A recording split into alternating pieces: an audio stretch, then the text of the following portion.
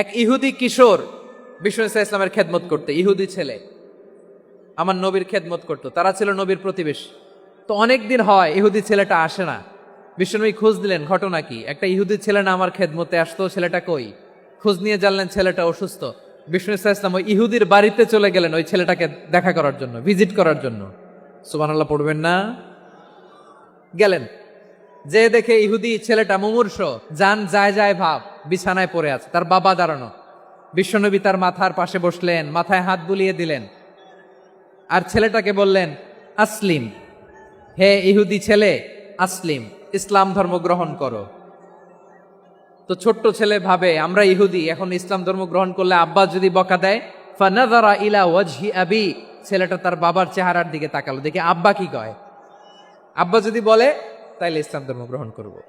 ইহুদি ছেলেটা তার বাবার দিকে যখন তাকালো, ওর বাবা বলে, আতি আবুল কাসিম, আবুল কাসিম যা বলে তাই করো। আবুল কাসেম হচ্ছে বিষ্ণু ইসলামের একটা কুনিয়াত, উপনাম। আমার রাসূলের বড় ছেলের নাম ছিল কাসেম। যেমন দেখবেন আমাদের এলাকায় কারো বড় ছেলের নাম যদি হয় আব্দুল্লাহ, এরা আব্দুল্লাহর বাপ বলে ডাকে। কারো বড় মেয়ের নাম যদি হয় ফাতেমা, এরা কি ডাকে? ফাতেমার বাপ বলে না? তো বিষ্ণু ইসলামের বড় ছেলের নাম ছিল কাসেম। ইহুদি বাবা বলল, আতি আবুল কাসেম, আবুল কাসেম যা বলে তাই শোনো, মানে মোহাম্মদ যা বলে তাই শোনো। এই কথা শুনে ছেলে সাহস পাইছে, ছেলে আবার পড়তে আরম্ভ করলো, আশহাদু আল্লাহ ইলাহা ইল্লাল্লাহ ওয়া আশহাদু আন্না মুহাম্মাদার রাসূলুল্লাহ, পড়েন আল্লাহু আকবার। বিশ্বনবীর আহ্বান শুনে ওই আহ্বানে সাড়া দিয়ে ইহুদি ছেলে শাহাদা পড়ে মুসলমান হয়ে গেল। তার হৃদয়টার ইমানের নূর দিয়ে আলোকিত করে দিল কে? এবার রাসূল সাল্লাল্লাহু আলাইহি ওয়াসাল্লাম বের হয়ে আসলেন ঘর থেকে, আর পড়লেন, আলহামদুলিল্লাহিল্লাযী আনকাযাহু মিনান নার, প্রশংসা সে আল্লাহর, যে আল্লাহ জাহান্নামে চলে যাচ্ছিল প্রায় এমন একটা লোককে মুহূর্তের মধ্যে কালেমায়ে শাহাদাতের বদৌলতে জান্নাতি বানায় দিলেন। আওয়াজ করে পড়েন সুবহানাল্লাহ। বিষ্ণু ইসলামের স্ত্রীর নাম ছিল আয়েশা রাদিয়াল্লাহু তাআলা আনহা, আবু বকর রাদিয়াল্লাহু তাআলা আনহুর মেয়ে। আবু বকর রাদিয়াল্লাহু তাআলা আনহুর আরেক মেয়ের নাম হচ্ছে আসমা। দুজনই আবু বকর রাদিয়াল্লাহু তাআলা আনহুর মেয়ে। আসমা আর আয়েশা দুজন বোন, এক মায়ের না, বাবা এক মা দুজন। আয়েশা রাদিয়াল্লাহু তাআলা আনহার মায়ের নাম উম্মে রুমান, আর আসমা রাদিয়াল্লাহু তাআলা আনহার মায়ের নাম কুতাইলা বিনতে আব্দুল উজ্জা। আবু বকর রাদিয়াল্লাহু তাআলা আনহু 4টা বিয়ে করেছিলেন। তো একই ঘটনা ঘটেছে এই ফ্যামিলিতে। আসমা ইসলাম ধর্ম গ্রহণ করে মুসলিমা, কিন্তু তার মা কুতাইলা মুশরিকা। আই রিপিট, বোঝার জন্য আমি আবারও বলি, আসমা রাদিয়াল্লাহু তাআলা আনহা মুসলিমা, আর আসমার মা কুতাইলা মুশরিকা। তার মানে মেয়ে মুসলিম, মা অমুসলিম, ভেজাল আছে না নাই? কিন্তু কুতাইলা আর ধৈর্য ধারণ করতে পারে না। নার ছেড়া ধন, কলিজার টুকরা ধন, কলিজার টুকরা সন্তান আসমারে দেখতে বড্ড মন চায়। সাইয়েদনা আসমা রাদিয়াল্লাহু তাআলা আনহা মক্কা থেকে হিজরত করে মদিনায় চলে গেলেন হুদাইবিয়ার পর। যখন মক্কা মদিনার ট্রাফিক স্বাভাবিক হলো, মক্কার লোক মদিনায় যায়, মদিনার লোক মক্কায় আসে। কুতাইলা কলিজার টুকরা সন্তান আসমারে দেখার জন্য কিছু উপহার নিয়ে বিশাল মরুপথ পাড়ি দিয়ে মক্কা থেকে মদিনায় যায়। সুবহানাল্লাহ বলেন। এখন মা আসছে মেয়ের সাথে দেখা করতে, মেয়ে তো আর দেখা দেয় না। মেয়ে ভাবছে আমার মা তো মুশরিকা, অপবিত্রা, তার সাথে কি দেখা দেয়া যাবে? বিশ্বনবীর দরবারে চলে গেলেন। সুবহানাল্লাহ বলেন। কি সৌভাগ্যবান ছিল তারা, মাসলা জানার দরকার হলেই নবীর দরবারে চলে যেত। ঘরে বউয়ের সাথে ঝগড়া হলে নবীর দরবারে চলে যেত। অনেক সাহাবী বলে, আমার পেটে ক্ষুধা লাগলো আমি নবীর কাছে চলে যেতাম, কারণ নবীর চেহারার দিকে তাকালেই আমার পেটের ক্ষুধা মিটে যেত। সাইয়েদনা আসমা রাদিয়াল্লাহু তাআলা আনহা বিশ্বনবীর কাছে চলে গেলেন, যে বললেন, ইয়া রাসূলুল্লাহ, হে ইয়া হাবিবাল্লাহ, ইন্না উম্মি কাদিমাতুন ইলাইয়া ওয়া হিয়া রাগিবা। আমার মা মক্কা থেকে অনেক দূর মরুর পথ পাড়ি দিয়ে উপহার সামগ্রী নিয়ে মদিনায় আমার সাথে দেখা করতে এসেছে গো নবী। আমার জানতে বড্ড ইচ্ছে হয় আমি আমার মুশরিকা মায়ের সাথে একটু দেখা করতে পারবো কিনা। আফা আসিলুহা, আগে যেমনি আমি আমার মায়ের সাথে ভালো আচরণ করতাম, যেমনি আমি আমার মায়ের সাথে সদাচরণ করতাম গো নবী, এখন আমি মুসলিমা, মা মুশরিকা, এখনো কি আগের মতো সদাচরণ করতে পারবো নাকি? বিশ্বনবী বললেন, নাম সিলিহা, হ্যাঁ রে আসমা, অবশ্যই অবশ্যই, আগে ঠিক যেমন তুমি তোমার মায়ের সাথে ভালো আচরণ করতে, এখনো তেমনি আগের মতো ভালো আচরণ করবা। আওয়াজ করে পড়েন সুবহানাল্লাহ। সপ্তম হিজরিতে বিষ্ণু ইসলাম সব সুপার পাওয়ারের কাছে চিঠি দিলেন, রোমান সম্রাটের কাছে, পারস্য অধিপতির কাছে, মিশরের অধিপতির কাছে, সবার কাছে চিঠি লিখলেন। চিঠির ভাষা ছিল এরকম, মিন মুহাম্মাদিন রাসূলিল্লাহ ইলা মুকাউকিস আযীমিল কিবত, মুহাম্মদ রাসূলুল্লাহর পক্ষ থেকে মিশরের বাদশার কাছে, আসলিম তাসলাম, ইসলাম মানো শান্তিতে থাকবা, সালামুন আলা মান ইত্তাবা আল হুদা, শান্তি তার জন্য যে হেদায়েতের অনুসরণ করে। সুবহানাল্লাহ পড়েন। তো এই চিঠি অনেকে ভালোভাবে রিসিভ করেছে, অনেকে এই চিঠি পাওয়ার পরে নবীর কাছে আবার ইন রিটার্ন উপহার পাঠিয়েছে। কি পাঠিয়েছে? উপহার। মিশরের বাদশাহ মুকাউকিস তিনি বিশ্বনবীকে বিশাল এক উপহারের ডালি পাঠিয়েছেন। মিশরের বাদশাহ মুকাউকিস ছিলেন ধর্মে খ্রিস্টান। লালমনিরহাটের ভাইয়েরা আওয়াজ করে বলেন, মিশরের বাদশাহ ধর্মে কি ছিল? খ্রিস্টান। কি উপহার দিয়েছিল আমার নবীকে? শুনতে মনে চায়? 1000 স্বর্ণমুদ্রা। 1000 স্বর্ণমুদ্রা। 2টা খ্রিস্টান দাসী, একজনের নাম মারিয়া বিনতে শামাউন আল কিবতিয়া, আরেকজনের নাম সিরিন বিনতে শামাউন আল কিবতিয়া। একজন খ্রিস্টান দাস 20 থান কাপড় জামা বানানোর জন্য, আমরা নবী যেন সেলাই করে জামা বানাতে পারে এজন্য 20 থান কাপড়, 20 থান ফাইন গার্মেন্ট। সুবহানাল্লাহ পড়বেন না?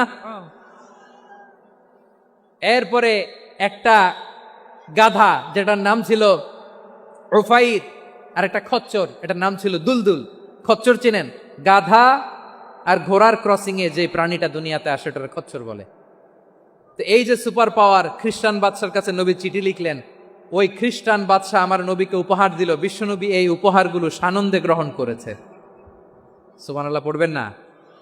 তাহলে অমুসলিম কেউ যদি আপনাকে উপহার দেয়, হালাল উপহার হলে আপনি গ্রহণ করতে পারবেন। অনুরূপভাবে পারস্যের বাদশাহ, রোম সম্রাট বিশ্বনবীকে উপহার পাঠিয়েছেন। আমার নবী সবগুলো উপহার গিফট গ্রহণ করেছেন। সুবহানাল্লাহ বলেন। তাহলে প্রিয় লালমনিরহাট, আওয়াজ করে বলুন, ইসলাম কি ন্যারো মাইন্ডেড রিলিজিয়ন না ব্রড মাইন্ডেড? আম্মাজান আয়েশার কাছে মাসালা জানতে চায় মেয়েরা, হে আম্মাজান, অগ্নি উপাসকেরা তাদের ঈদের দিন নওরোজের সময় আমাদেরকে পাখি দেয়, নেওয়া যাবে? উনি বললেন, ওরা জবাই করে দিলে নেওয়া যাবে না, কিন্তু ওরা যদি ফলমূল এরকম খাবার দেয় এগুলো নেওয়া যাবে। তার মানে অমুসলিমদের দেয়া উপহার এটা গ্রহণ করা যায়। সুবহানাল্লাহ বলেন। শুধু তাই নয়, বিষ্ণু ঈসা ইসলাম অমুসলিমদের সাথে আর্থিক লেনদেনও করেছেন, ফিনান্সিয়াল ডিলিং করেছেন। অমুসলিমদের সাথে প্রয়োজনে আপনি ফিনান্সিয়াল ডিলিং করতে পারবেন। আমরা প্রায় দেখি বাজারের মিষ্টির দোকানগুলো আমার হিন্দু ভাইদের। লালমনিরহাটে মিষ্টির দোকান, দইয়ের দোকান কারা চালায়? হিন্দুরা চালায় না। তারপরে যে বারবার শপ, চুল কাটে যে নাপিত, অধিকাংশ নাপিতের দোকানে কারা? আমার হিন্দু ভাইরা। তা আপনি চুল কাটতে পারবেন কিনা? পারবেন কিনা বলেন? পারবেন। তার দোকান থেকে দই মিষ্টি কিনতে পারবেন কিনা? হ্যাঁ, আমার মুসলিম ভাইয়ের দোকান থাকলে ওইটারে আমি বেশি প্রায়োরিটি দিব, ঠিক কিনা? কিন্তু যদি তাদের সার্ভিস নিতে চান, প্রোডাক্ট নিতে চান, পারবেন। তার দলিল সহিহ বুখারী, আম্মা জান আয়েশা রাদিয়াল্লাহু তাআলা আনহা বলেন, ইশতারা রাসূলুল্লাহ সাল্লাল্লাহু আলাইহি ওয়াসাল্লাম মিন ইয়াহুদিন তুআমান ওয়া রাহানাহু দিরআহু মিন হাদিদ। রাসূল সাল্লাল্লাহু আলাইহি ওয়াসাল্লাম এক ইহুদির কাছ থেকে, কার কাছ থেকে? আমার নবী, পেয়ারা নবী এক ইহুদির কাছ থেকে জব কিনেছিল, জব, বার্লি, যেটা দিয়ে রুটি বানায়। ওই জবের দাম দেওয়া টাকা পয়সা নবীর কাছে ছিল না, ফলে নবী ওনার একটা পোশাককে মর্গেজ রেখেছিলেন, মর্গেজ, বন্ধক, যে এখন এটার দাম দিতে পারবো না, কয়েক কেজি বার্লি নিয়ে যাই আর বন্ধক হিসেবে আমার জামাটা রেখে গেলাম, যেদিন দাম দিব ওই দিন জামাটা ছুটাই নিয়ে যাব। বাকিতে নিছিলেন, বাকিতে। দিরআহু মিন হাদিদ, লোহার তৈরি বর্ম, মানে যুদ্ধের পোশাক, লোহা দিয়ে বানানো। বিশ্বনবী বললেন, কয়েক কেজি জব দাও, টাকাটা পরে দিব, এখন টাকা নাই, বন্ধক হিসেবে, মর্গেজ হিসেবে আমার জামা রেখে গেলাম, যখন টাকা দিব জামা ছুটায় নিব। আওয়াজ করে বলতে হবে সুবহানাল্লাহ। এ থেকে বোঝা গেল অমুসলিমদের সাথে ফিনান্সিয়াল ডিলিং করা যায়, অর্থনৈতিক লেনদেন করা যায়, কেনাবেচা করা যায়, প্রোডাক্ট কেনা যায়। এমনকি আমাদের মসজিদে নববীতে বারান্দায় আপনারা একটা অটোমেটিক ফ্লাইং আমব্রেলা দেখছেন? সূর্য যখন বাড়ে মসজিদে নববীর বারান্দায় ইয়ার্ডের মধ্যে অটোমেটিক্যালি কিছু আমব্রেলা আছে সাঁ করে খুলে যায়, আর সূর্যের তাপ লাগে না। আবার সন্ধ্যাবেলায় এই আমব্রেলাগুলো ওরা ক্লোজ করে ফেলে, দেখেন নাই না? দেখছেন? এই মসজিদে নববীকে সর্বোচ্চ উন্নত মানের কনস্ট্রাকশন ইনফ্রাস্ট্রাকচারে ডেভেলপ করার জন্য কর্তৃপক্ষ কিছু অমুসলিম ইঞ্জিনিয়ারের ডিজাইনারের সহায়তা নিয়েছিল। সুবহানাল্লাহ বলেন। কোন দলিলের ভিত্তিতে? এই দলিলের ভিত্তিতে যে বিষ্ণু ঈসা ইসলাম অমুসলিমদের সাথেও লেনদেন করেছেন। আওয়াজ করে বলতে হবে আল্লাহু আকবার। শুধু তাই নয়, ইন কেস অফ ইমার্জেন্সি, প্রয়োজনে ইসলামের খাতিরে ইসলামকে সামনের দিকে এগিয়ে নিয়ে যাওয়ার জন্য অমুসলিমদের সাপোর্ট নেওয়া জায়েজ আছে। সুবহানাল্লাহ বলেন। অমুসলিমদের সাপোর্ট নেয়া, তাদের থেকে অর্থ নেয়া, পলিটিক্যাল সাপোর্ট, পলিটিক্যাল অ্যাসাইলাম নেওয়া জায়েজ আছে। খুলনাতে সর্বশেষ যে আমি প্রোগ্রাম করে গেলাম, সেখানে কয়েকশো হিন্দু ভাই আসছে আমাদের আলোচনা শুনতে, আলহামদুলিল্লাহ। অনেক বৌদ্ধরা আসে, অনেক খ্রিস্টানরা আসে। এবার সফরেও অনেক হিন্দু ভাইরা আমার সাথে দেখা করেছে। তারা বলেছে, হুজুর আমরা আপনার আলোচনা শুনি। আলহামদুলিল্লাহ বলেন। So it's our responsibility to present our religion to our non Muslim brothers and sisters. আদতে বাংলাদেশের ইতিহাস বলে আমাদের দেশে কোনো দাঙ্গা নাই, আছে? লালমনিরহাটের ভাইয়ের আওয়াজ করে বলেন, আমাদের দেশে হিন্দু মুসলিম দাঙ্গা আছে? আমরা ভাই ভাই, আওয়াজ করে বলুন তো আমরা কি ভাই ভাই। কিন্তু কিছু দুষ্ট লোক আছে, তারা আমাদের সম্পর্কের মধ্যে ফাটল ধরাতে চায়, ঠিক কিনা বলেন? মাঝে মাঝে ঝগড়া লাগাতে চায়। দেখবেন পত্রপত্রিকায় দেখা যায় বিভিন্ন ধর্মীয় উপাসনালয়গুলোতে হামলা চালানো হয়। এগুলো রাজনৈতিক উদ্দেশ্য প্রণোদিত, এগুলোর সাথে ইসলামের কোনো সম্পর্ক নাই। এজন্য এই দুর্বৃত্তদের ব্যাপারে আমাদের সাবধান থাকতে হবে।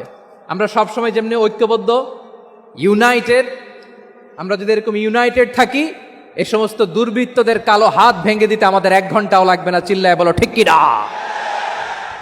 আমরা সংঘবদ্ধ থাকবো। এই যে আমাদের পিসফুল কোএক্সিস্টেন্স, শান্তিপূর্ণ সহাবস্থান। হিন্দুরা পূজা করে, যেদিন হিন্দুদের পূজা অনুষ্ঠান আমরা ওই দিন তাফসির মাহফিল করি না, ঠিক কিনা বলেন? যেদিন আমাদের তাফসিরুল কোরআনের প্রোগ্রাম, ওই দিন আমাদের হিন্দু ভাইরা ডিস্টার্ব করে না। সুবহানাল্লাহ। হিন্দুদের পূজা অনুষ্ঠানে মাদ্রাসার ছাত্র যে পাহারা দেয়, গোটা বিশ্বে এরকম দৃষ্টান্ত নজির বিরল, ঠিক কিনা বলেন? আইন শৃঙ্খলা বাহিনীর পাশাপাশি মাদ্রাসার ছাত্ররা যে সেখানে পাহারা দেয়, গোটা পৃথিবীতে এই দৃষ্টান্ত আপনি পাবেন। মাদ্রাসার ছাত্ররা, তারা তো কোরআনের ধারক, তারা হাদিসের ধারক, তারা কেন মন্দির পাহারা দিবে? এই সম্প্রীতিকে ধরে রাখার জন্য, এই সৌহার্দ্যকে ধরে রাখার জন্য, আমাদের পারস্পরিক ভালোবাসাকে অটুট রাখার জন্য। আওয়াজ করে বলতে হবে ঠিক কিনা? এখন বলেন, আমাদের এই ভালোবাসা অটুট থাক আমরা চাই কি চাই না? আমরা হিন্দু মুসলিম মিলেমিশে শান্তিপূর্ণ সহাবস্থান, সাম্প্রদায়িক সম্প্রীতি। লালমনিরহাটের ভাইয়ের আওয়াজ করে বলুন, এই সাম্প্রদায়িক সম্প্রীতি আমরা চাই কি চাই না? আল্লাহ এই দেশকে তুমি বরকতময় করো, বাংলাদেশকে তুমি শান্তিময় করো। আওয়াজ করে সবাই বলেন আমিন। এই জায়গাটাতে সামান্য একটু আওয়াজ হচ্ছিল, এটাও থেমে গেছে। আলহামদুলিল্লাহ, আলহামদুলিল্লাহ। এখন একেবারে everything is in my control. মাশাআল্লাহ। ঠিক আছে, আমি মূল আলোচনায় যাই। প্রিয় ভাইরা, আমি বলেছিলাম আমার আলোচনার বিষয় হচ্ছে শান্তিপূর্ণ সহাবস্থান, সাম্প্রদায়িক সম্প্রীতি। আমরা দেখব ইসলাম আমাদেরকে কি কি দিক নির্দেশনা দেয়। আমি আপনাদের খেদমতে সূরাতুল আনআমের 108 নম্বর আয়াত তেলাওয়াত করেছি।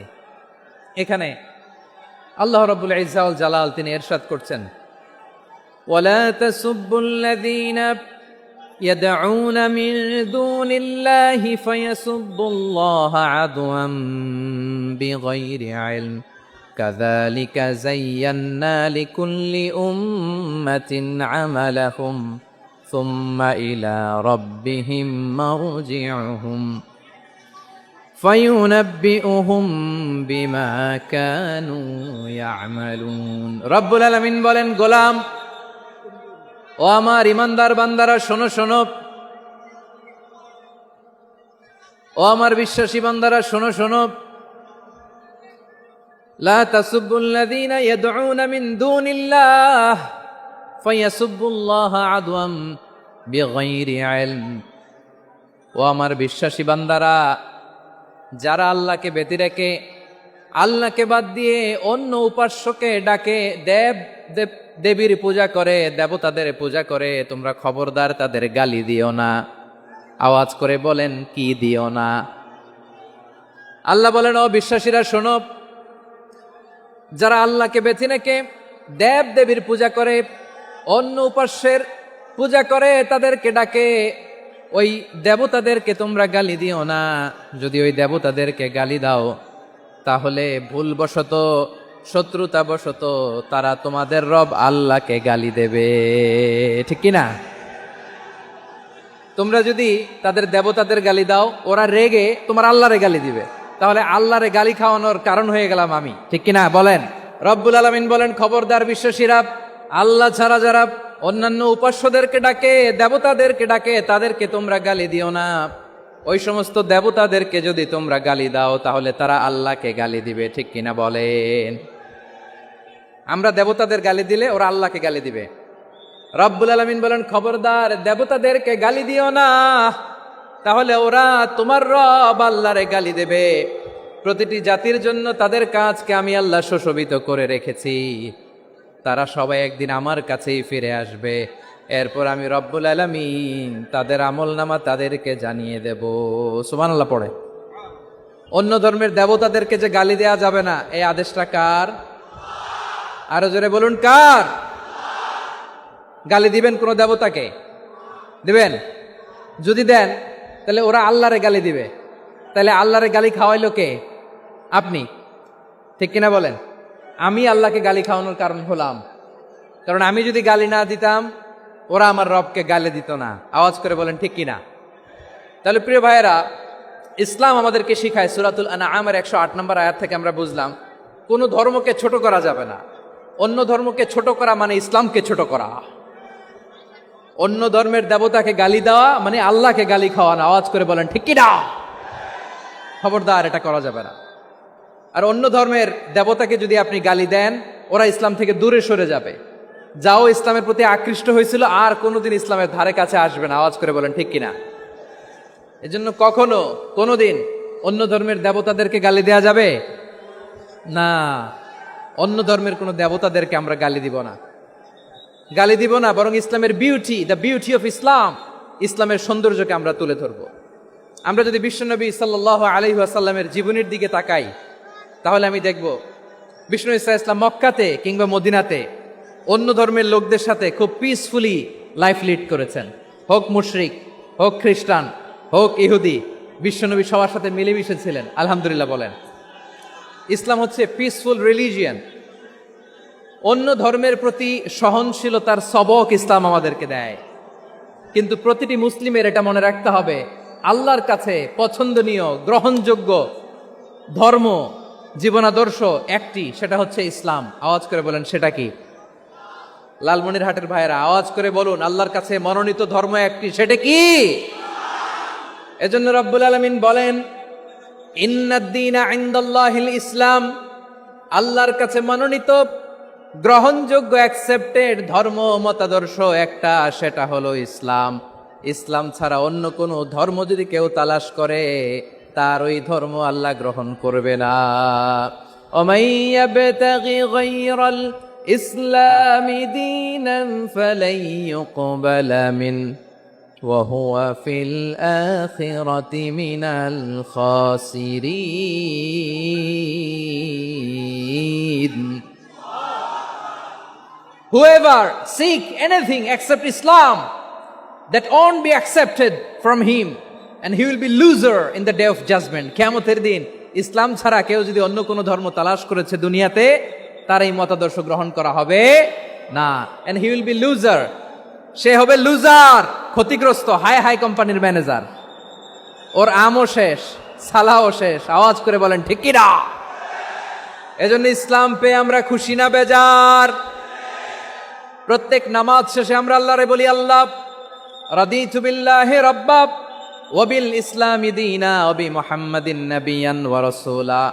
ও আল্লাহ, তোমারে রব হিসেবে পেয়ে আমরা খুশি, ও আল্লাহ, ইসলামকে ধর্ম হিসেবে পেয়ে আমরা খুশি, বিশ্বনবীকে আমাদের রাসূল পেয়ে আমরা খুশি। ঠিক কিনা বলেন?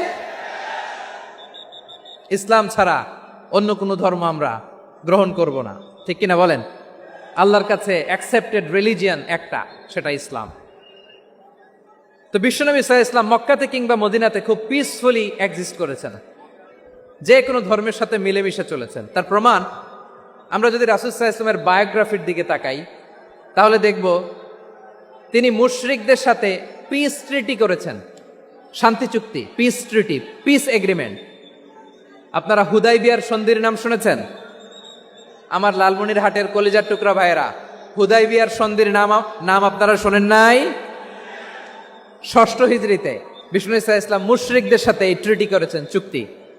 কাদের সাথে? মুশরিকদের সাথে।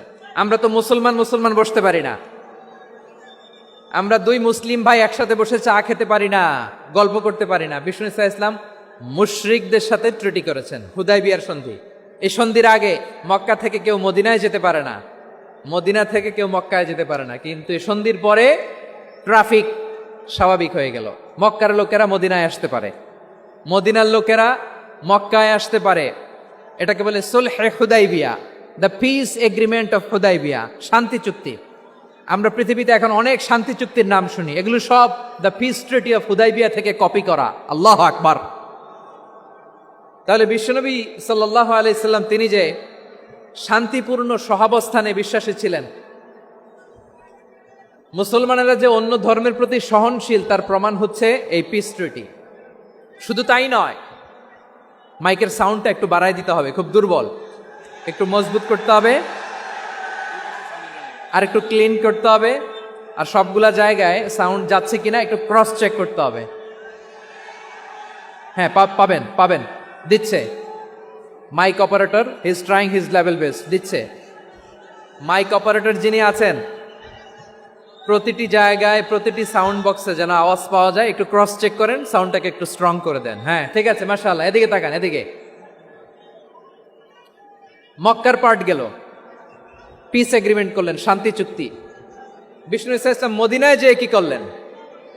মদিনায় যে বিষ্ণু ইসা ইসলাম মদিনা চার্টার করলেন, মদিনা সনদ, সাহিফাতুল মদিনা, এটার বলে মদিনা চার্টার। যে ওয়েস্টে, ইউরোপে, আমেরিকাতে তারা অনেক চার্টার করে, সব চার্টার মদিনা চার্টার থেকে কপি করা। আওয়াজ করে পড়েন সুবহানাল্লাহ। বিষ্ণু ইসা ইসলাম মদিনায় গেলেন, মদিনাতে মুসলিম, মুশরিক, ইয়াহুদি, এই তিন ধর্মের লোক মিলে সব স্টেক হোল্ডার যারা আছে সবাইকে নিয়ে বিষ্ণু ইসা ইসলাম মদিনা চার্টার করলেন, মদিনা সনদ। পড়েন সুবহানাল্লাহ। শুধু তাই নয়, মক্কাতে বিশ্বনবী পিস এগ্রিমেন্ট করলেন, শান্তি চুক্তি মুশরিকদের সাথে। মদিনাতে যে বিশ্বনবী মদিনা চার্টার করলেন, মদিনা সনদ করলেন ইহুদিদের সাথে। আবার মদিনাতে বিশ্বনবী ইহুদিদের সাথে পিস ডায়ালগ করলেন, ইন্টারফেথ ডায়ালগ করলেন, আন্তধর্মীয় সংলাপ করলেন। যেই সংলাপের মূল ভিত্তি ছিল তাওহীদ। মূল ভিত্তি ছিল কি? তাওহীদ। বিশ্বনবী ইহুদিদেরকে ডাকলেন, আহ্বান করলেন, কুল ইয়া আহলাল কিতাবি তাআলাউ ইলা কালিমাতিন সাওয়াইম বাইনানা ওয়া বাইনাকুম আল্লা না'বুদা ইল্লাল্লাহ ওয়া লা নুশরিকা বিহি শাইআন ওয়া লা ইয়াত্তাখিযা বা'দুনা বা'দান আরবাবাম মিন দুনিল্লাহ فإن تولوا فقولوا اشهدوا بأننا مسلمون। সুবহানাল্লাহ পড়েন। বিশ্বনবী মদিনার ইহুদিদের ডেকে বললেন, ও ইহুদিরা, শোনো শোনো, আসো এমন একটা আদর্শের প্রশ্নে আমরা একত্রিত হই, যে আদর্শের প্রচার তোমাদের নবীরাও করেছে, আমিও করি, যে আদর্শের কথা তোমাদের পবিত্র ধর্মগ্রন্থগুলোতে আছে, আমার কোরআনেও আছে। সেটা হলো তাওহীদ। আমরা এক আল্লাহ ছাড়া কারো ইবাদত করব না, আল্লাহর সাথে কাউরে শরীক করব না। বিগাইরি তিবি নাফসিন ওয়া আনা হাজিজুহু ইয়াউমাল কিয়ামা। খবরদার, জেনে রেখো, কেউ যদি কোনো সংখ্যালঘুর উপরে অত্যাচার করে, কোনো সংখ্যালঘুর প্রাপ্য থেকে যদি কেউ কাউকে ঠকায়, সংখ্যালঘুর উপর যদি কেউ কষ্ট দেয়, কোনো সংখ্যালঘুর সম্পদ যদি কেউ জোর করে কেড়ে নেয়, আমি কিয়ামতের দিন বিশ্বনবী ওই সংখ্যালঘুর পক্ষে আর ওই মুসলমানদের বিপক্ষে বাদী হয়ে দাঁড়াবো। সুবহানাল্লাহ বলতে পারলেন না? আল্লাহু আকবার। আপনি নামাজি, আপনি মুসল্লি, আপনি হাজী সাহেব, তাহাজ্জুদ পড়তে পড়তে কপালে দাগ ফেলে দিছেন, আপনার প্রতিবেশী হিন্দু, ভাবছেন আমার তো পাওয়ার আছে, ওর জমিটা দখল করি। বিশ্বনবী বলেন কিয়ামতের দিন ওই হিন্দুর পক্ষে তোর বিরুদ্ধে আমি বাদী হয়ে দাঁড়াবো। পৃথিবীর কোন ধর্মে এরকম স্টেটমেন্ট পাবেন? পাবেন?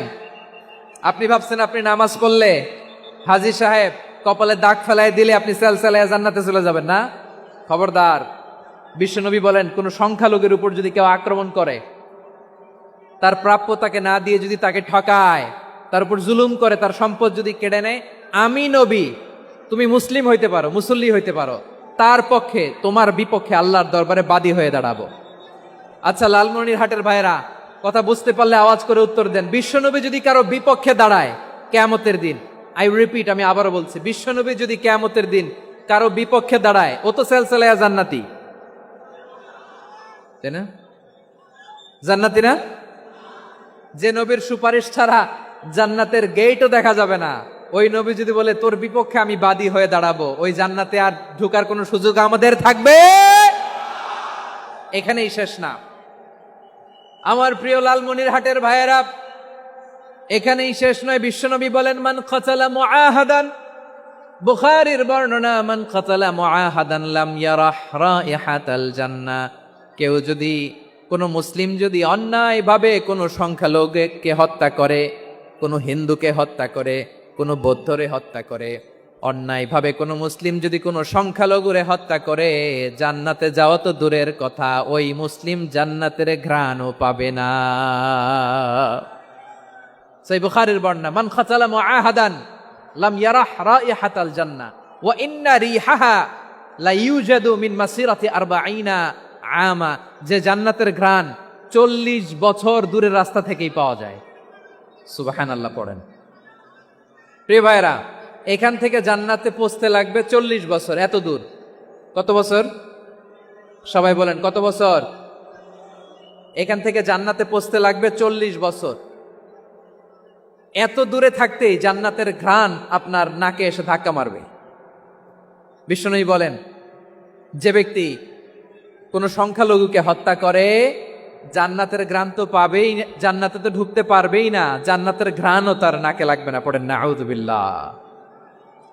তাহলে সংখ্যালঘুদের ব্যাপারে ইসলামে অধিকার দেয়া আছে না নাই? লালমনিরহাটের ভাইয়ের আওয়াজ করে বলেন, আমার সংখ্যালঘু হিন্দু ভাইদের রাইটস, অধিকার আমাদের ইসলামে প্রোটেক্টেড আছে না নাই? এখানেই শেষ না। বিষ্ণু ইসলাম আপনার অমুসলিম প্রতিবেশীর সাথে ভালো আচরণ করতে বলেছে। আমাদের হয় না এটা মুসলিম পাড়া, ওটা বৌদ্ধ পাড়া, হয় না? অনেক সময় হয় না এটা আমাদের মুসলিম পাড়া, ওইটা হিন্দু পাড়া, এরকম আছে না নাই? লালমনিরহাটে নাই না? আছে? হিন্দু যদি আপনার প্রতিবেশী হয় কি করবেন? ওরে কষ্ট দিবেন নাকি? কেন? ও তো হিন্দু, ও তো আমার আল্লাহরে ডাকে না, ওরে কষ্ট দিলে যায় যাবে না? খবরদার। বিষ্ণু ইসলাম বলেন মান কানা ইউমিনু বিল্লাহ ওয়াল ইয়াউমিল আখির ফালিউকরিম জারাহ। যে আল্লাহ বিশ্বাস করে আর আখিরাতে বিশ্বাস করে, সেজন্য প্রতিবেশীর সাথে ভালো আচরণ করে। সুবহানাল্লাহ। কলিজা জুড়ায় যায় না আমার নবীর কথাগুলো শুনলে? যে আল্লাহ বিশ্বাস করে, যে আখিরাতে বিশ্বাস করে, সেজন্য প্রতিবেশীর সাথে ভালো আচরণ করে। এখানে বলছে মুসলিম প্রতিবেশী, বলছে নামাজি প্রতিবেশী, বলছে আল্লাহওয়ালা প্রতিবেশী, বলছে না। প্রতিবেশী আস্তিক হোক নাস্তিক হোক, প্রতিবেশী মুমিন হোক মুশরিক হোক, প্রতিবেশী হইলেই তার সাথে ভালো আচরণের দরকার আছে না নাই? আমার প্রিয় লালমনিরহাটের ভাইয়েরা, বিষ্ণু ইসলাম ওনার ইহুদি প্রতিবেশীদের দেখাশোনা করতেন। আওয়াজ না শোনা যাক, আমারও তো দেখা যায়, আমারও তো দেখা যায়। তাকায় থাকেন, তাকায় থাকলে সওয়াব হবে। কোরআনের কথা যেখান থেকে হয় এদিকে তাকায় থাকলেই বরকত। তাকায় থাকেন। জি জি, মাইক, আমি তার মাইক ঠিক করতে আসি না এদিকে, এই মাইক ঠিক করব, ওই মাইক ঠিক করব, ওদিকে পাইলট বলবে হুজুর চলে আসেন। জি বসুন, বসুন, মাশাআল্লাহ। হ্যাঁ খুব শান্ত, ঠিক আছে। পুলিশ ভাইরা না খেয়ে দিনরাত আপনারা যাতে সুশৃঙ্খল একটা প্রোগ্রাম উপহার পান এটাই চেষ্টা করতেছে, আপনাদেরকে কষ্ট দিতে আসে নাই, একটু একটু সহযোগিতা করেন। জি মাশাআল্লাহ, হ্যাঁ ঠিক আছে। আমার প্রিয় ভাইরা, প্রতিবেশী আস্তিক হোক নাস্তিক হোক, মুসলিম হোক হিন্দু হোক, তার সাথে ভালো আচরণ করতে হবে। বিষ্ণু ঈসা ইসলাম ওনার ইহুদি প্রতিবেশীর বাসায় যেতেন। কোন প্রতিবেশী? ইহুদি। আওয়াজ করে বলেন, কোন প্রতিবেশী? ইহুদি।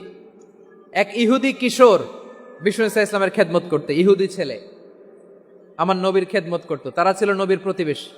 তো অনেক দিন হয় ইহুদি ছেলেটা আসে না। বিষ্ণুনবী খোঁজ দিলেন, ঘটনা কি? একটা ইহুদি ছেলে না আমার খেদমতে আসতো, ছেলেটা কই? খোঁজ নিয়ে জানলেন ছেলেটা অসুস্থ।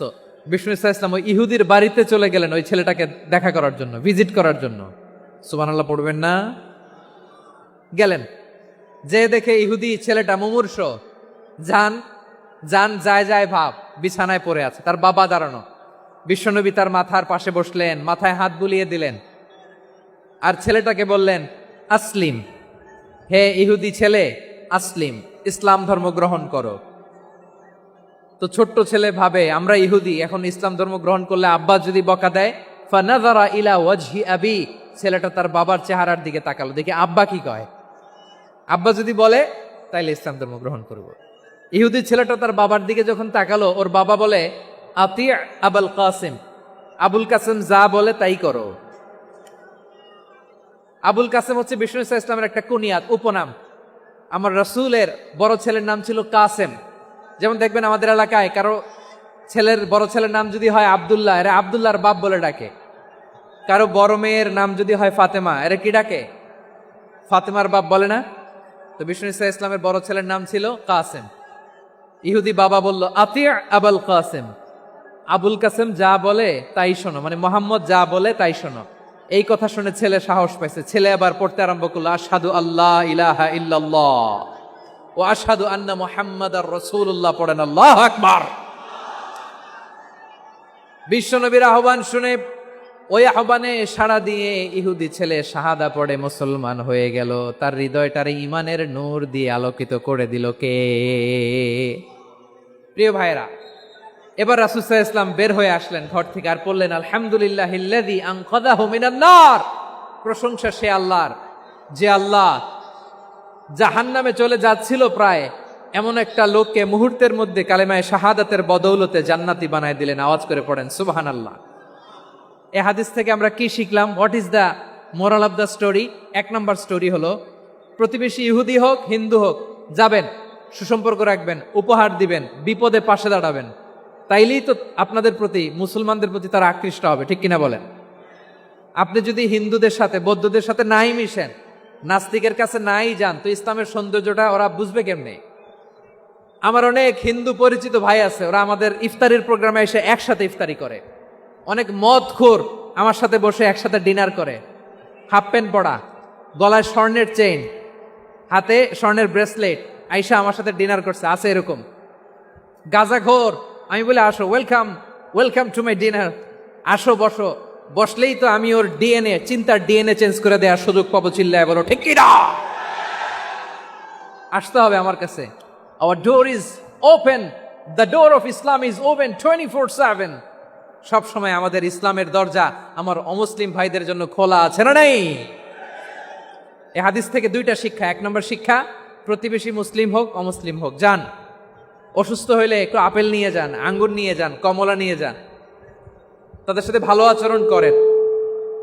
ইসলামের বিউটি দেখে, সৌন্দর্য দেখে অবাক হবে, নসিব ভালো হলে কোনোদিন কালিমা পড়ে মুসলমান হয়ে যাবে, ঠিক কিনা বলেন?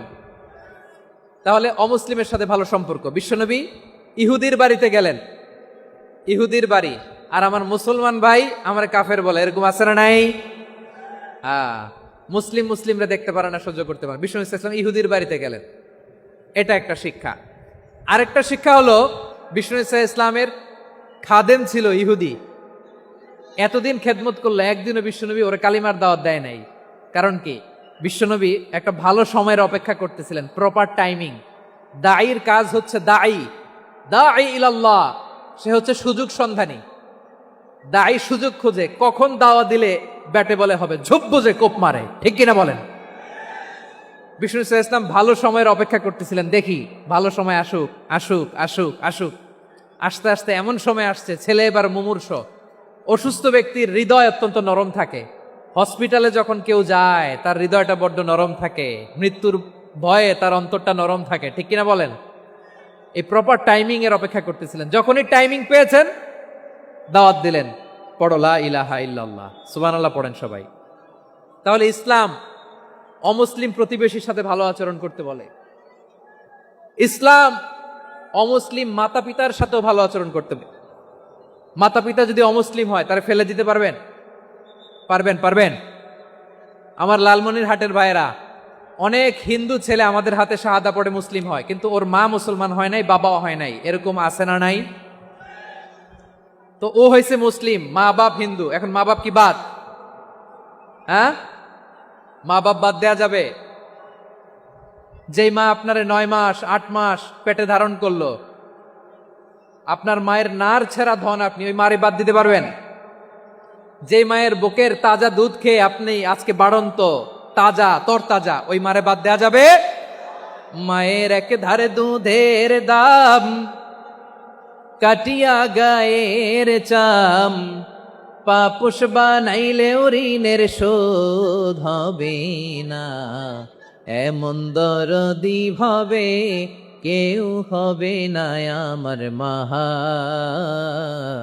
গো। মায়ের এক ধারে দুধের দাম, কাটিয়া গায়ের চাম, পাপুষ বানাইলেও ঋণের শোধ হবে না, এমন দরদি ভাবে কেউ হবে না আমার মাহা গো, ঠিক কিনা? মাকে তো বাদ দেয়া যায় না। وقضى ربك ألا تعبدوا إلا إياه وبالوالدين إحسانا, আল্লাহ বলে অবধারিত দুইটা ভার্ডিক্ট তোমাদের জন্য, এক আল্লাহর ইবাদত করবা আর মা বাবার প্রতি ইহসান করবা। আদেশটা কার? মা বাবার প্রতি ইহসান করতে হবে। আমার মা হিন্দু হোক, ভালো আচরণ করতে হবে, বৌদ্ধ হোক, ভালো আচরণ করতে হবে। আমার যে সমস্ত হিন্দু ভাইয়েরা মুসলিম হয়েছ, তোমাদের মা বাবা এখনো মুসলমান হয় নাই, তাদের সাথে ভালো আচরণ করতে হবে। আপনাদের খেদমত নিজে করতে হবে অথবা খেদমতের ব্যবস্থা করাই দিতে হবে। মান্থলি যে খরচ লাগে এটা দিতে হবে। আরে তুমি এখন মুসলিম, তোমার মা বাবা হিন্দু, এখনই তো সুযোগ ইসলামের সৌন্দর্য দেখানোর। এখন মা বাবা যদি দেখে আরে এটা হিন্দু থাকতে তো বদমাইশ ছিল, বেয়াদব ছিল, কি এমন ধর্ম সে গ্রহণ করলো যেটা গ্রহণের সাথে সাথে সে পাল্টে গেল? কি এমন ধর্ম সে গ্রহণ করেছে যেটা তার জীবনকে আলোকিত করে দিয়েছে? নসিব ভালো হইলে তারাও কালিমা পড়ে মুসলমান হয়ে যাবে। বিষ্ণু ইসলামের স্ত্রীর নাম ছিল আয়েশা রাদিয়াল্লাহু তাআলা আনহা, আবু বকর রাদিয়াল্লাহু তাআলা আনহুর মেয়ে। আবু বকর রাদিয়াল্লাহু তাআলা আনহুর আরেক মেয়ের নাম হচ্ছে আসমা। কি নাম? দুজনই আবু বকর রাদিয়াল্লাহু তাআলা আনহুর মেয়ে, আসমা আর আয়েশা। নাম দুইটা কেমন লাগে? আসমা নামটা কেমন লাগে? আয়েশা নামটা কেমন লাগে? সবার ভালো লাগে নাই? নাম দুটো আপনাদের ভালো লাগে? লালমনির হাটে অনাগত যদি কন্যা সন্তান হয়, যদি মনে চায় আসমা রেখে দিতে পারবেন, যদি মনে চায় আয়েশা রেখে দিয়েন। দেশে বিদেশে এয়ারপোর্টে রাস্তাঘাটে শুধু বলে হুজুর একটা নাম দেন, আমার ছেলের একটা নাম দেন, মেয়ের একটা নাম দেন। তো আমার মনে আছে যশোরের 8 দিনের মাহফিলে আমি একটা দুইটা নাম দিয়েছিলাম। আজকে লালমনির হাটের এই প্রোগ্রামে কন্যা সন্তান যদি হয় দুটা নাম দিলাম, আসমা কিংবা আয়েশা। ইনশাআল্লাহ পড়েন। দুজন বোন, এক মায়ের না, বাবা এক মা দুইজন। আয়েশা রাদিয়াল্লাহু তাআলা আনহার মায়ের নাম উম্মে রুমান, আর আসমা রাদিয়াল্লাহু তাআলা আনহার মায়ের নাম কুতাইলা বিনতে আব্দুল উজ্জা। আবু বকর রাদিয়াল্লাহু তাআলা আনহু 4টা বিয়ে করেছিলেন। তো একই ঘটনা ঘটেছে এই ফ্যামিলিতে। আসমা ইসলাম ধর্ম গ্রহণ করে মুসলিমা, কিন্তু তার মা কোতাইলা মুশরিকা। আই রিপিট, বোঝার জন্য আমি আবারও বলি, আসমা রাদিয়াল্লাহু তাআলা আনহা মুসলিমা, আর আসমার মা কোতাইলা, আওয়াজ করে বুঝে থাকলে বলেন, আসমার মা মুশরিকা। তার মানে মেয়ে মুসলিম, মা অমুসলিম। ভেজাল আছে না নাই? কিন্তু কুতাইলা আর ধৈর্য ধারণ করতে পারে না। নার ছেড়া ধন, কলিজার টুকরা ধন, কলিজার টুকরা সন্তান আসমারে দেখতে বড্ড মন চায়। সাইয়েদনা আসমা রাদিয়াল্লাহু তাআলা আনহা মক্কা থেকে হিজরত করে মদিনায় চলে গেলেন হুদাইবিয়ার পর। যখন মক্কা মদিনার ট্রাফিক স্বাভাবিক হলো, মক্কার লোক মদিনায় যায়, মদিনার লোক মক্কায় আসে। কোচাইলা কলিজার টুকরা সন্তান আসমারে দেখার জন্য কিছু উপহার নিয়ে বিশাল মরু পথ পাড়ি দিয়ে মক্কা থেকে মদিনায় যায়। সুবহানাল্লাহ বলেন। এখন মা আসছে মেয়ের সাথে দেখা করতে, মেয়ে তো আর দেখা দেয় না। মেয়ে ভাবছে আমার মা তো মুশরিকা, অপবিত্রা, তার সাথে কি দেখা দেয়া যাবে? বিশ্বনবীর দরবারে চলে গেলেন। সুবহানাল্লাহ বলেন। কি সৌভাগ্যবান ছিল তারা, মাসলা জানার দরকার হলেই নবীর দরবারে চলে যেত। ঘরে বউয়ের সাথে ঝগড়া হলে নবীর দরবারে চলে যেত। অনেক সাহাবী বলে আমার পেটে ক্ষুধা লাগলো আমি নবীর কাছে চলে যেতাম, কারণ নবীর চেহারার দিকে তাকালেই আমার পেটের ক্ষুধা মিটে যেত। সাইয়েদনা আসমা রাদিয়াল্লাহু তাআলা আনহা বিশ্বনবীর কাছে চলে গেলেন, যে বললেন ইয়া রাসূলুল্লাহ ইয়া হাবিবাল্লাহ ইন্না উম্মি কাদিমাতুন ইলাইয়া ওয়া হিয়া রাগিবা। আমার মা মক্কা থেকে অনেক দূর মরুর পথ পাড়ি দিয়ে উপহার সামগ্রী নিয়ে মদিনায় আমার সাথে দেখা করতে এসেছে গো নবী। আমার জানতে বড্ড ইচ্ছে হয় আমি আমার মুশরিকা মায়ের সাথে একটু দেখা করতে পারবো কিনা। আফা আসিলুহা, আগে যেমনি আমি আমার মায়ের সাথে ভালো আচরণ করতাম, যেমনি আমি আমার মায়ের সাথে সদাচরণ করতাম গো নবী, এখন আমি মুসলিমা মা মুশরিকা, এখনো কি আগের মতো সদাচরণ করতে পারবো নাকি? বিশ্বনবী বললেন নাম সিলিহা, হ্যাঁ রে আসমা, অবশ্যই অবশ্যই, আগে ঠিক যেমন তুমি তোমার মায়ের সাথে ভালো আচরণ করতে এখনো তেমনি আগের মতো ভালো আচরণ করবা। আওয়াজ করে পড়েন সুবহানাল্লাহ। কি ইসলাম আমরা পেয়েছি! কত ব্রড মাইন্ডেড আমাদের ইসলাম, কত ওপেন মাইন্ডেড ইসলাম, কত ওপেন আপ করতে পারে, চিন্তা করতে পারেন। বিষ্ণু বললেন হ্যাঁ অবশ্যই, নাম সুলিহা, আগে যেমনি ভালো আচরণ করছো আসমা এখন ওই রকমই করো, পারলে আরো বাড়ায় করো। সুবহানাল্লাহ বলেন। তাহলে আমার যে হিন্দু ভাইয়েরা, হিন্দু বোনেরা, ইমানের বদৌলতে দৌলতে আপনি ধন্য হয়েছেন, আপনার আম্মা আব্বা এখনো মুসলমান হয় নাই, তাদের জন্য দোয়া করেন, তাদের জন্য দোয়া করেন, আল্লাহ যেন তাদেরকেও ইমানের দৌলত দান করে।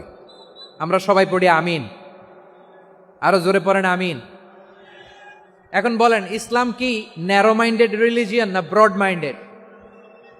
লালমনিরহাটের যুবক ভাইরা আওয়াজ করো, ইসলাম কি ন্যারো মাইন্ডেড না ব্রড মাইন্ডেড? কতটা ব্রড মাইন্ডেড দেখেন। বিশ্বনবী সাল্লাল্লাহু আলাইহি সাল্লাম অমুসলিমরা যদি নবীকে উপহার দিত, ওই উপহারও বিশ্বনবী গ্রহণ করতেন। সুবহানাল্লাহ পড়েন। আপনার অমুসলিম বন্ধু যদি উপহার দেয় সেটাও আপনি নিতে পারবেন, যেটা নেওয়া জায়েজ। কিন্তু আপনার বন্ধু যদি আপনার মদের বোতল দেয়, নিতে পারবেন? হ্যাঁ, মদের বোতল দিলে পারবেন না। আপনার বন্ধু যদি আপনার পর্ক দেয়, পর্ক, শুকরের গোশত মিশ্রিত কোনো খাবার, ওটা নিতে পারবেন না। হালাল যে কোনো জিনিস নিতে পারবেন। বিশ্বনবী সাল্লাল্লাহু আলাইহি ওয়াসাল্লাম অমুসলিমদের দেয়া হাদিয়া গ্রহণ করতেন। কেমন নবী ছিলেন, আমার নবীরে চিনে নেন, আমার নবীর অ্যাটিটিউড জেনে নেন। বিশ্বনবী সাল্লাল্লাহু আলাইহি ওয়াসাল্লাম যখন কোনো জনপদে যেতেন 3টা অপশন নিয়ে যেতেন। প্রিয় ভাইয়ের আওয়াজ করে বলতে হবে, কোন জনপদে গেলে আমার নবীর অপশন থাকতো কয়টা? আমার মতো 3 আঙ্গুল উঁচু করে দেখান আর বলুন, আমার নবী কোন জনপদে গেলে কয়টা অপশন নিয়ে যেতেন?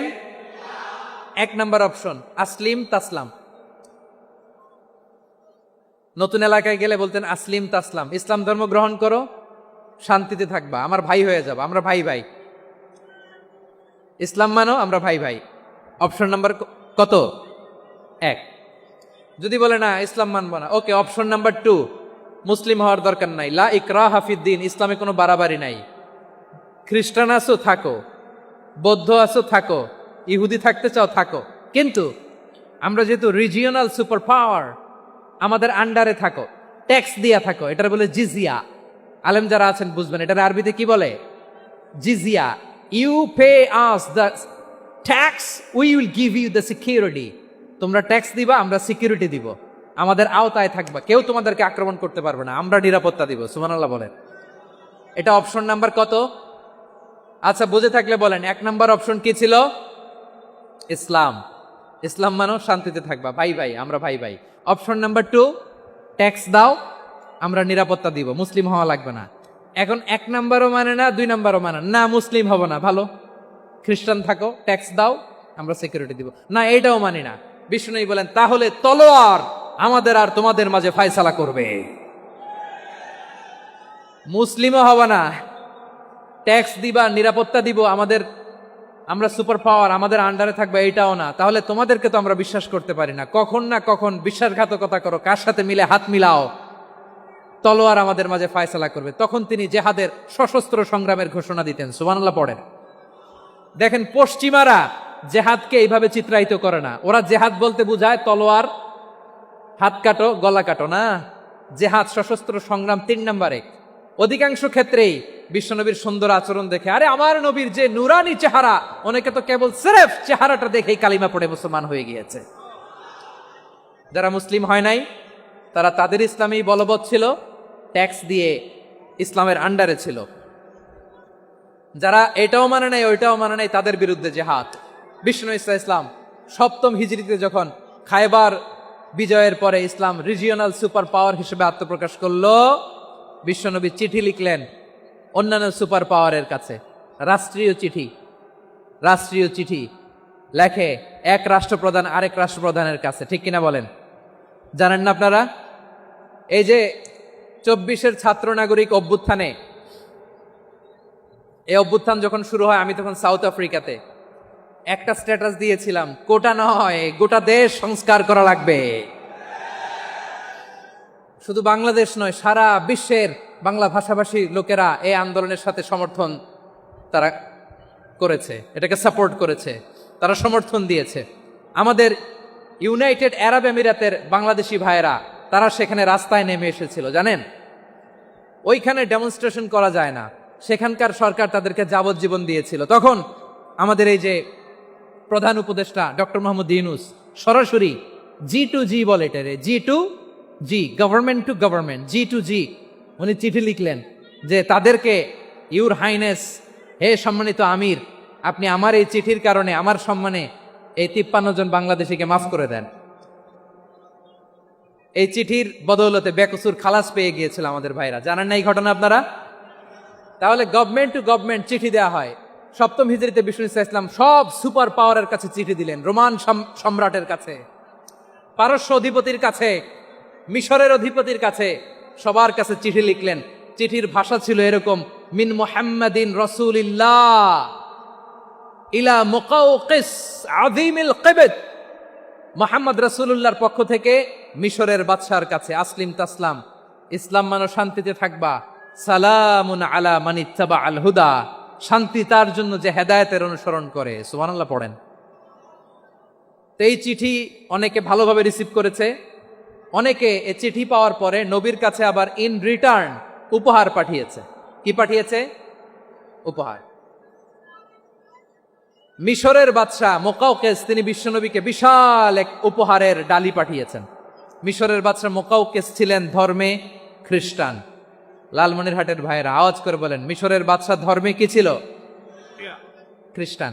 কি উপহার দিয়েছিল আমার নবীকে? শুনতে মনে চায়? আওয়াজ নাই লালমনিরহাটের গলায়, শুনতে মনে চায়? 1000 স্বর্ণ মুদ্রা, 1000 স্বর্ণ মুদ্রা। 2টা খ্রিস্টান দাসী, একজনের নাম মারিয়া বিনতে শামউন আল কিবতিয়া, আরেকজনের নাম সিরিন বিনতে শামউন আল কিবতিয়া।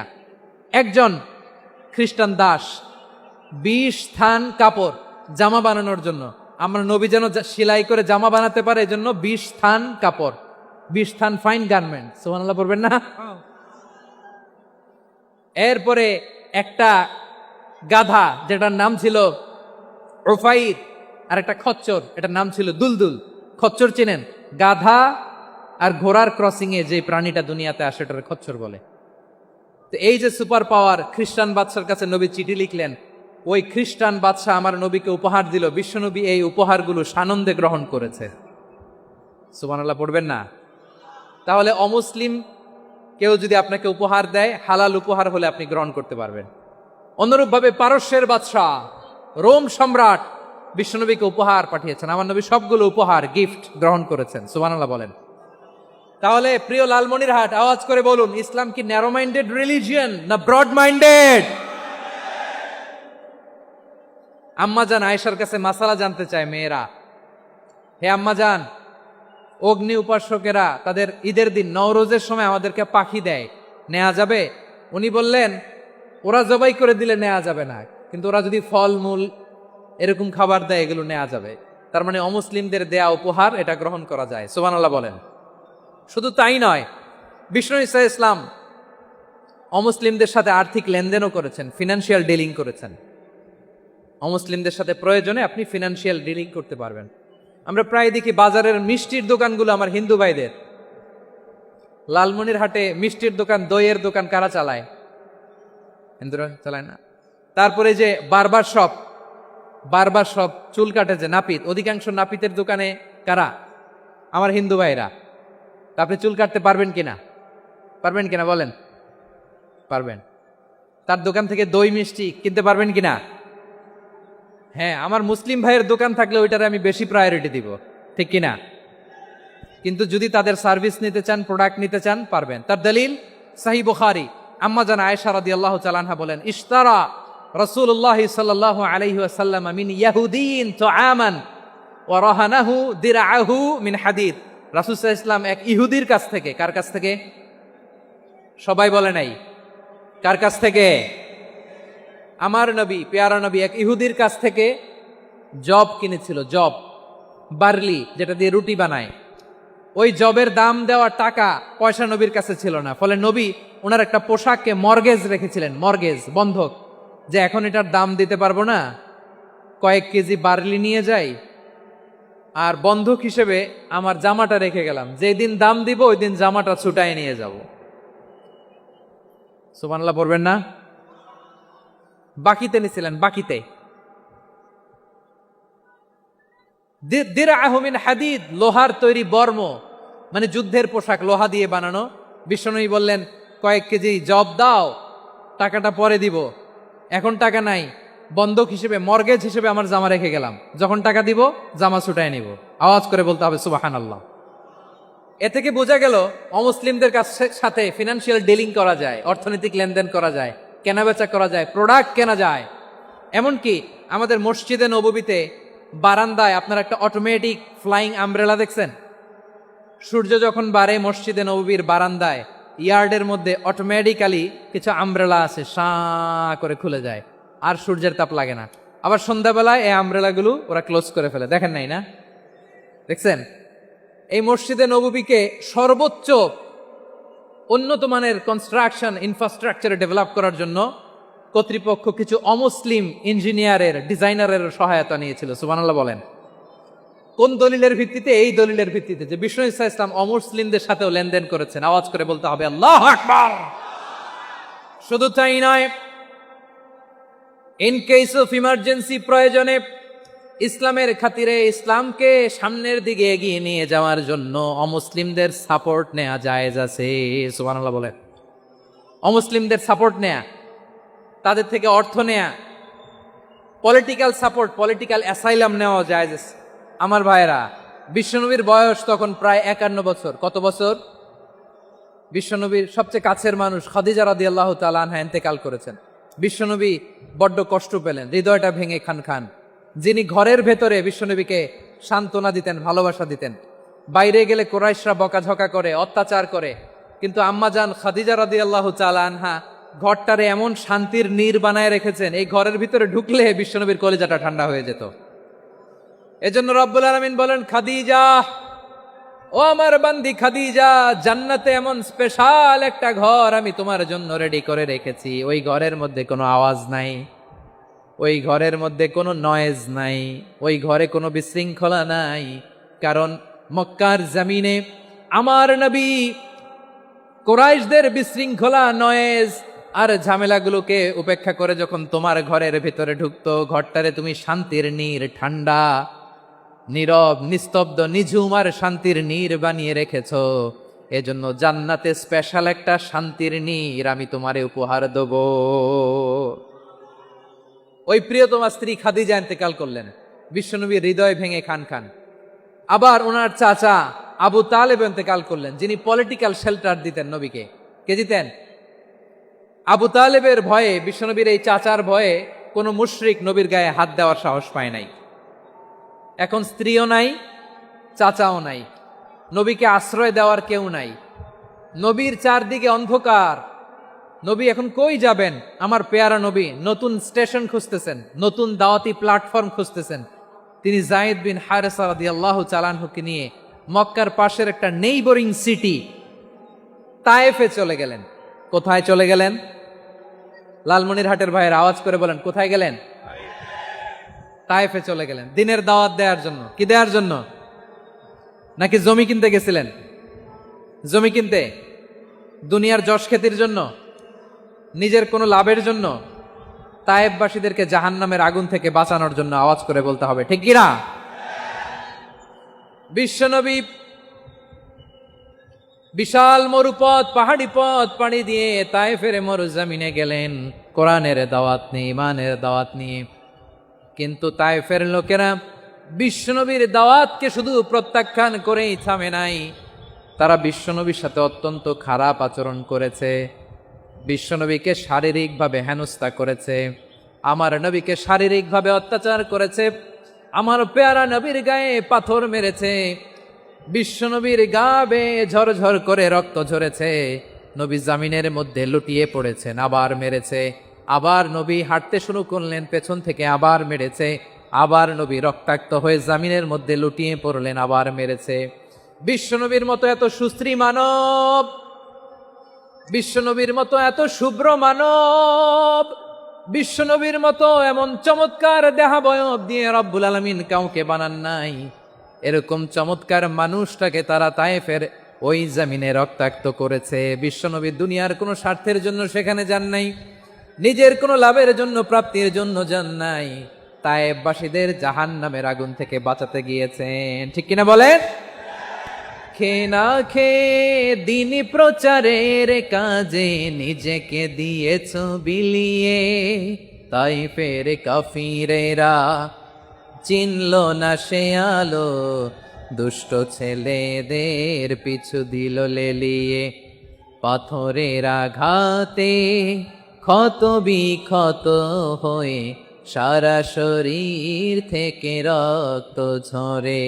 হে রাসূল তোমাকে বলি আমি কেমন করে, হে রাসূল তোমাকে বলি আমি কেমন করে। পারেন না আপনারা? ধরুন আমার সাথে, হাজার ব্যথা বেদনার পরে ফিরে আসনি তুমি আপন ঘরে, দিনের আলো তুমি ছড়িয়ে দিতে, চলে গেলে মদিনায় মক্কা ছেড়ে। হে রাসূল তোমাকে ভুলি আমি কেমন করে, হে রাসূল তোমাকে ভুলি আমি কেমন করে। ঠিক কিনা বলেন? প্রিয় ভাইরা, তায়েফের ছেলেরা নবীকে রক্তাক্ত করলো। আমার নবী কই যাবে? কই যাবে? মক্কায় জায়গা নাই, তায়েফে জায়গা নাই। তায়েফ থেকে ভারাক্রান্ত মন নিয়ে আমার নবী মক্কায় ফিরে আসলেন। বিশ্বনবী মক্কায় ঢুকতে পারেন না। মক্কার মরুভূমির দিকে তাকিয়ে, উপত্যকার দিকে তাকিয়ে বিশ্বনবী ধা ধা করে কাঁদেন, ঝরঝর করে নবীর চেহারা মুবারক থেকে চোখের পানিগুলো বেয়ে বেয়ে পড়ে। আমার জন্মস্থান, আমার শৈশব, কৈশোর, যৌবন কেটেছে এই মক্কায়, আমার এলাকায় আমি ঢুকতে পারি না। বিশ্বনবী মক্কার অনতি দূরে দাঁড়িয়ে জায়েদকে পাঠালেন, জায়েদ যাও দেখো কেউ আমাকে সাপোর্ট করার মতো আছে কিনা, যাও অমুকের কাছে যাও। জায়েদ গেলেন, তারাও প্রত্যাখ্যান করে ফিরিয়ে দেয়। বিশ্বনবী বললেন যাও অমুক লোকের কাছে যাও, তিনিও প্রত্যাখ্যান করে ফিরিয়ে দিলেন। কেউ বিশ্বনবীকে আশ্রয় দিতে রাজি হয় না। নিজ জন্মভূমিতে বিতাড়িত বিশ্বনবী, সর্বশেষ বিশ্বনবী বললেন যাও মুতঈম ইবনে আদির ঘরে যাও। মুতঈম ইবনে আদি মুশরিক, তার কাছে যাও। গেলেন, মুতঈম ইবনে আদি রাজি হয়ে গেল। সুবহানাল্লাহ বলেন।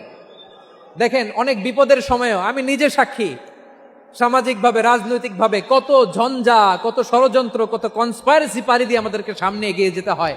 এই শত্রুদের ভেতরেও একজনকে দাঁড় করিয়ে দেয় যে আল্লাহর কোরআনের জন্য রেডি হয়ে যায়। পড়েন সুবহানাল্লাহ। মুতঈম ইবনে আদি, আল্লাহ তার মনকে নরম করে দিলেন। মুতঈম বলে, মোহাম্মদ আমি তোমাকে আশ্রয় দিব। তার দুই ছেলেকে পাঠালেন, যাও খোলা তলোয়ার নিয়ে, স্কট দিয়ে, গার্ড অফ অনার দিয়ে মোহাম্মদকে মক্কায় ঢুকাও, আর বলো আমি আমান দেব। আমান কি দিব? আমান মানে সিকিউরিটি, নিরাপত্তা। সিকিউরিটি ছাড়া, আমান দেওয়া ছাড়া কেউ থাকতে পারতো না মক্কায়। দুই ছেলে বিষ্ণু ঈসা ইসলামকে নিয়ে আসলো। নবী কাবার চারদিকে তাওয়াফ করলেন, নামাজ পড়লেন।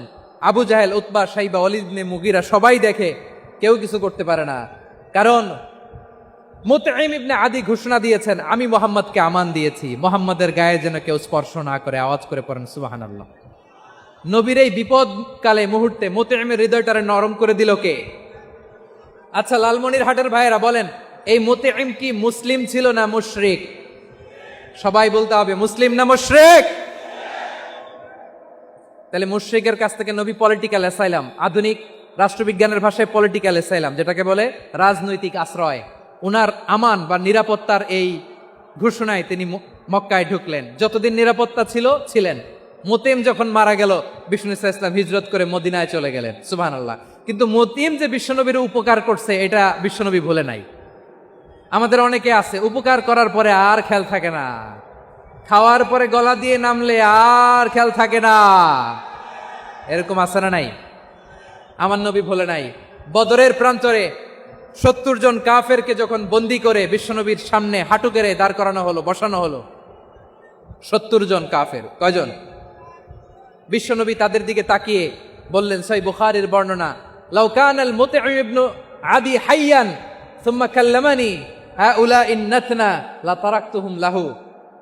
বদরের প্রান্তরে 70 জন বন্দী কাফিরের দিকে তাকিয়ে আমার নবী বললেন, আজকে মুতঈম ইবনে আদি যদি বেঁচে থাকতো আর তোমাদের 70 জনের ব্যাপারে যদি মুতঈম এক বাক্যে একটা সুপারিশ করত, তার সম্মানে আজকে তোদের সবাইরে আমি মাফ করে দিতাম। সুবহানাল্লাহ। নাই ওই যে চিল্লাচিল্লি যে কথা বোঝে নাই, কোন জিনিস মিস করছে ওরা নিজেরাও বোঝে নাই। বিশ্বনবী মুতঈমের এই সাহায্যের কথা বলে নাই। 70 জন মুশরিক হাঁটু গেড়ে বসা, নবী চাইলে এখনই এক্সিকিউশন অর্ডার দিতে পারে। তিনি বললেন, আজকে যদি মুতঈম বেঁচে থাকতো আর মুতঈম যদি তোদের জন্য সুপারিশ করতে, এই আবর্জনাগুলোর ব্যাপারে সুপারিশ করতে, আমি মুহূর্তেই তোদেরকে এমনি মাফ করে দিতাম। এবার বলেন, ইসলাম কি ন্যারো মাইন্ডেড না ব্রড মাইন্ডেড? শুধু তাই নয়, যাকে যে সম্মান দেয়ার আমার নবী দিতেন, হোক আস্তিক হোক নাস্তিক, হোক মুসলিম হোক অমুসলিম। বিষ্ণু ঈসা ইসলাম যখন রোমান সম্রাটের কাছে চিঠি লিখেছেন, রোমান সম্রাটের কাছে বিশ্বনবী যখন চিঠি লিখলেন মিন মুহাম্মদ রাসূলিল্লাহ ইলা হিরাকলা আযীমির রোম, মুহাম্মদের পক্ষ থেকে হিরাক্লিয়াসের কাছে, যিনি হচ্ছেন আযীমির রোম। এটা নবী নিজ থেকে বানায় লিখছেন অতিরিক্ত সম্মান দিয়ে। কোন রাষ্ট্রপ্রধান যখন আসে তাদেরকে আমরা কি বলি জানেন? তার নামের শেষে HE এটা লিখতে হয়, H.E. মানে হিজ এক্সেলেন্সি। কি লেখে? হিজ এক্সেলেন্টি, অথবা ইউর হাইনেস, ইউর ম্যাজেস্টি। দেখেন, বিশ্বনবী সাল্লাল্লাহু আলাইহি ওয়াসাল্লাম সব নবীদেরও নবী। তিনি একজন মুশরিক খ্রিস্টান সম্রাট, রোমান সম্রাটের কাছে চিঠি লিখতে যায়, লিখতেছে ইলা হিরাকলা আযীমির রোম, হিরাক্লিয়াসের কাছে আমার চিঠি, যিনি রোমের আযীম, হিজ হাইনেস, মানে রোমের অনেক সম্মানিত এক বাহাদুর। আওয়াজ করে বলেন সুবহানাল্লাহ। তার মানে যাকে যে সম্মান দেয়ার এটা বিশ্বনবী দিতেন।